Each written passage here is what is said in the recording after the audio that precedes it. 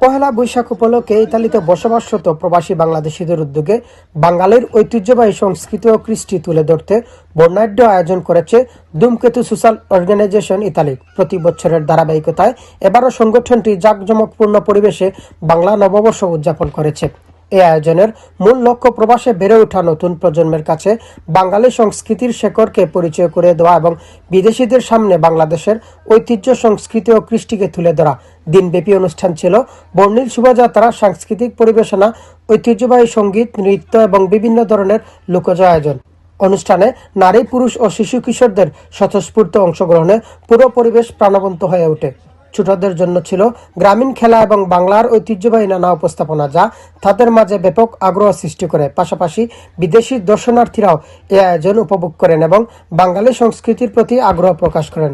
অনুষ্ঠানের সার্বিক তত্ত্বাবধায়ক নূরে আলম সিদ্দিকী বাচ্চু জানান, প্রবাস থেকেও বাংলা সংস্কৃতি ও ঐতিহ্যকে ধরে রাখা এবং নতুন প্রজন্মের মাঝে তা ছড়িয়ে দেওয়াই তাদের মূল লক্ষ্য।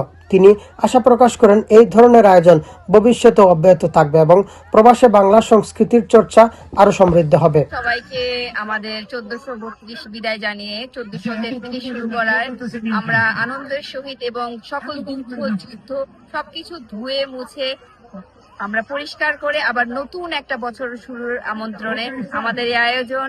আমরা আশা করছি আমাদের এই ভ্রাতৃত্ববোধন একত্রিত থাকবে এবং সারা পৃথিবীতে শান্তি বয়ে নিয়ে আসবে আমাদের এই ভ্রাতৃত্ববন্ধন। আমাদের প্রবাসের মাটিতে আমরা সকল বাঙালিদের অন্যতম একটা প্রধান উৎসব এই পহেলা বৈশাখে আমরা সবাই একত্রিত হয়েছি, বাচ্চাদের নিয়ে আসছি, অনেক মজা করেছি আমরা সবাই। আসলে বিদেশের মাটিতে এরকম একটা অনুষ্ঠান হলে নিজেদের বা বাচ্চাদেরকেও শেখানো যায় আমাদের বাংলাদেশি কালচার, ঐতিহ্য, সংস্কৃতি এসব সম্বন্ধে।